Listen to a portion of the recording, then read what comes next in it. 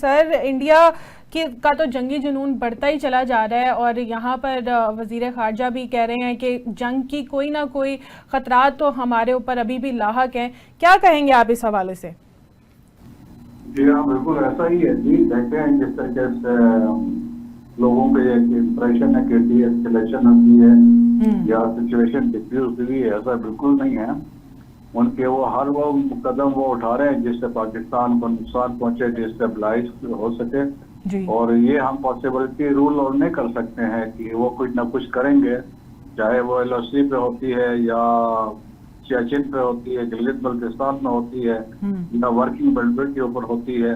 ये किसी भी सूरत में है, क्योंकि उनके अपने जो जिस तरीके से उन्हें हाइप क्रिएट किया, वार हिस्टेरिया क्रिएट किया है, अब उनके लिए रिट्रीट करना बड़ा मुश्किल हो गया, क्योंकि इंटरनेशनली डिप्लोमेटिकली भी उनको सेटबैक्स मिले हैं, कोई उनके साथ खड़ा नहीं है, डोमेस्टिक प्रेशर अलग बिल्ड हो रहा है, आगे बिहार के इलेक्शंस भी हैं जी। तो वो मोदी की कोशिश होगी कि किसी भी तरीके से उससे सियासी फायदा उठाया जाए, कुछ न कुछ करे।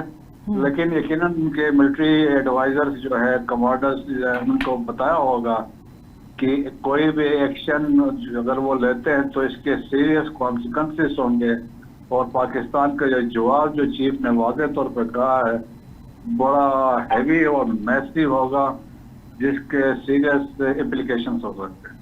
अच्छा, तो क्या मोदी साहब आप जो कह रहे हैं कि नहीं टलेंगे, और क्या हम फिर कोई इसको अपना मीडिएटर बीच में इन्वॉल्व करके, जिस तरह हमें लग रहा है कि ईरानी वजीर खारजा भी यहाँ हैं और फिर वो वहाँ जाएंगे, तो कोई उनका इरादा बदल सकते हैं या हमें इस पे कोशिश करनी चाहिए मजीद भी? नहीं, कोशिश तो देखिए डिप्लोमेटिकली तो हमें हर फोरम पे जाना चाहिए, और जो हमारे दोस्त हैं जो इंडिया के साथ भी जिनके अच्छे ताल्लुकात है तो वो अपना एक रोल अदा कर सकते हैं। लेकिन हम ज्यादा जो रोल्स के जो इन्फ्लुएंस करने हो सकता है वो रशिया कर सकता है, अमेरिका कर सकता है, और इसके अलावा मिडिल ईस्ट में सऊदी अरब है, UAE है, कतर है, ये इनका बड़ा किरदार हो सकता है। और अभी वैसे भी देखें कि रशियन प्रेसिडेंट ने विजिट करना है इंडिया, तो उनके आने से उससे कोई ऐसी चीज दरमियान का रास्ता भी निकल सकता है, अमेरिका के कहने पे हो सकता है। लेकिन ये है कि वो उस एक ऐसे स्टेज पे आए हैं जहां से उनका एक्सट्रिकेट करना बड़ा मुश्किल है। ताहम ये पाकिस्तान ने तो एक वाज़ेह मौक़िफ़ और वाज़ेह मैसेज गवर्नमेंट ऑफ पाकिस्तान की तरफ से, आर्मी चीफ की तरफ से किया है। बाकी डिप्लोमेटिक एफर्ट तो चलते रहेंगे, लेकिन हमने वाज़ेह तौर पे इंटरनेशनल कम्युनिटी को बताया है हमारी सॉवरेनिटी और टेरिटोरियल इंटीग्रिटी की वायलेशन किसी सूरत में भी काबिल कबूल नहीं हो, इसका भरपूर जवाब दिया जाए। सर ये तो है, लेकिन खबरें कुछ ये भी आ रही हैं कि इंडिया अपनी प्रॉक्सीज को बलूचिस्तान के अंदर भी इकट्ठा करने की कोशिश कर रहा है। देखिए जी, ऑलरेडी ये इंटेलिजेंस थी और उसके तवक्को थी, और जिस तरीके से हमने खैबर पख्तूनख्वा में देखा कि जैसे 2 दिन के बाद ही वहाँ पे एक रात को 54 हमने जानू हासिल किए, फिर खारिज के अगले दिन 17 मारे थे।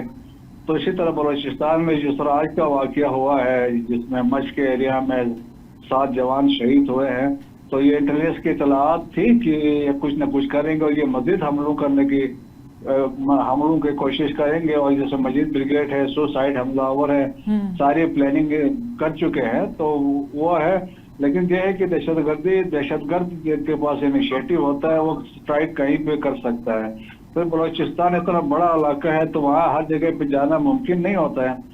But still government security forces की कोशिश यही होती है कि वो हर जगह पे पहुंचे, उसको काउंटर कर सके। लेकिन उम्मीद है कि जिन्होंने ये वाकया आज वाला किया है या प्लानिंग कर रहे हैं उनको प्रीएम्प्टली करके पकड़े जाएंगे। सही महसूस। आप बहुत शुक्रिया आपका।